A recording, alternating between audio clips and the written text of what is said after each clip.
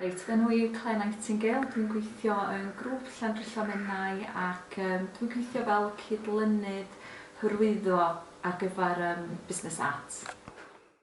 Un o busnesau dwi'n gweithio efo yn fy swydd i yn y rôl sgynny fi ar hyn o bryd ydy Horizon Nuclear Power, sef Power Nuclear Horizon, ac maen nhw yn awyddus iawn i adeiladu gweithle dwyieithog yn yr ardal. So mae lot o'r gwaith dwi'n wneud efo nhw, mae o yn Gymraeg, mae pawb yn siarad Cymraeg, mae'r cyfarfodydd i gyd yn cael eu cynnal yn y Cymraeg. A dyna sut da ni'n rhedeg, maen nhw'n rhedeg y busnes a da ni'n cyfathrebu efo nhw. So mae hynna'n un rhan o beth da ni'n wneud.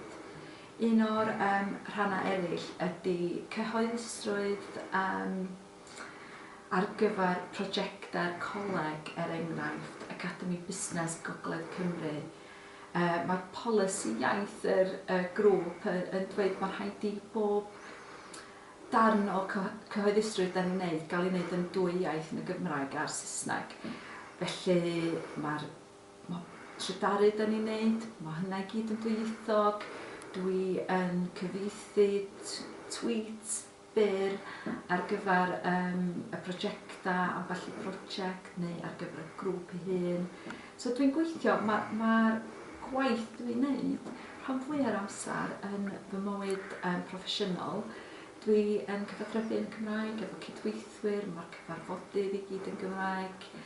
Ac mae'n rhywbeth dwi'n rili mwynhau hyn.